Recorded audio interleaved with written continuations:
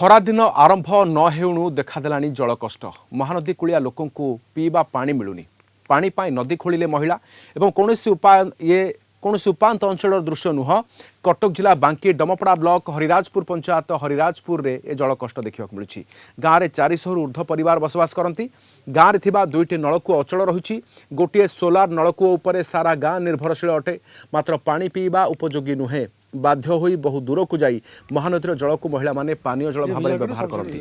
तेबे कोड़ी कोदाल धरी महिला माने महानदी खोली पानीर स्रोत बाहर करती कूल ठारू बहु दूर रही पानी तेणु मेसीन साहाय्य बाली खोली कूल पर्यंत पानी आने को ग्रामवासी बीडीओ को बारंबार अवगत करते किंतु कौन सुफल मिलनी तुरंत ए दिगरे दृष्टि नदेले ब्लॉक सम्मुखें धारणा देवे बोली कहते ग्रामवासी सेपटे बांकी उपजिलापाल कहते पीवा पानी समस्या समाधान पर बीडीओ को परामर्श दि जाइए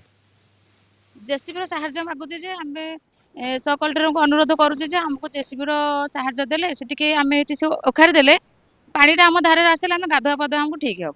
आमर तो खाइबा को असुविधा होची पीबा को असुविधा होची गाधेबा को असुविधा होची आउ आमे बहुत बाट जाई पारनु चाली कि बहुत बाली पड़ी गलानी आ कोन करिमु आ गाधेया को मूलर पानी नाही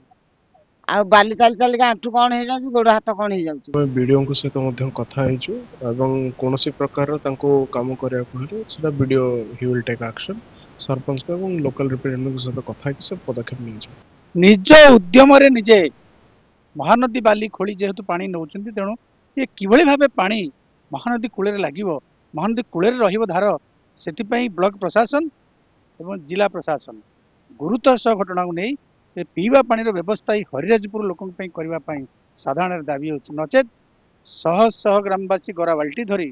बांकी उपजिलापाल कार्यालय सम्मुख में धारणा दे बोली देइचंदी चेतावनी बांकी डमपड़ा ब्लॉक हरिराजपुर पूर्णचंद्र साहू कलिंग टीवी।